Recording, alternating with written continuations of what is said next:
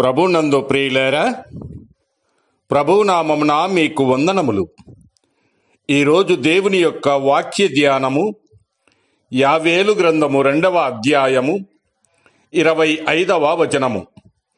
మీరు కడపార తిని తృప్తి పొంది మీ కొరకు వింత కార్యములను జరిగించిన మీ దేవుడైన యెహోవా నామమును స్తుతించునట్లు నేను పంపిన మిడతులను, గొంగలి పురుగులను, పసర పురుగులను, చీడ పురుగులను అను నా మహా సైన్యము తినివేసిన సంవత్సరముల పంటను మీకు మరలా నిత్తును. దేవుడి ఈ మాటలు దీవించి ఆశీర్వదించునుగాక. గమనించండి ప్రియులారా, ఏవేలు దినములలో ఉన్న స్థితి ఈ దినాలలో కూడా మనము చూస్తూ ఉన్నాం. గొంగలు పురుగులు, మిడుతలు, పసర పురుగులు, చీడ పురుగులు వంటివి మనలను, మన పంటలను పాడు చేయుచున్నవి.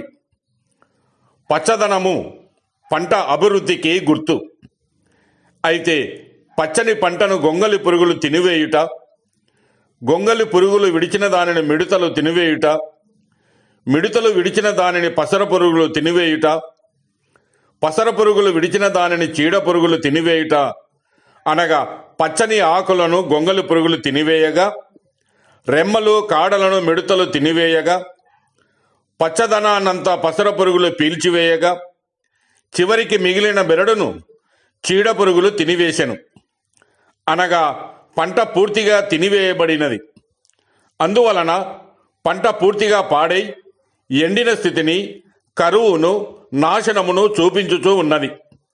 కనుక ఏదేను వనము వలె ఉండవలసినది ఎడారి వలె పాడైపోయినది.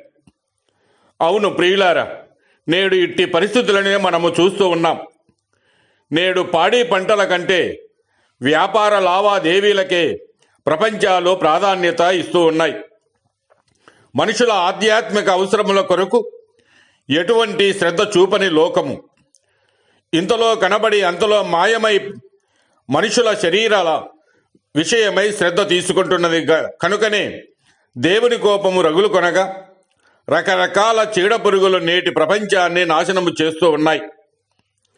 మనుషులు దేవుణ్ణి మరిచినప్పుడు, దేవుణ్ణి విడిచి తమ ఇష్టానుసారముగా బ్రతికినప్పుడు మనపై దేవుని కోపము రగులు కొనగా ఇట్టి స్థితికి మనము దిగజారుదుము. అయితే ఇట్టి స్థితి నుండి తప్పించుకొనుటకు, పోగొట్టుకున్నవన్నీ తిరిగి పొందుటకు ఒకటే మార్గము. అది మనలను మనము తగ్గించుకొని ఉపవాసముండి కన్నీళ్లు విడిచుచు దుఃఖించుచు మనఃపూర్వకముగా ప్రభువు వైపు తిరగడమే.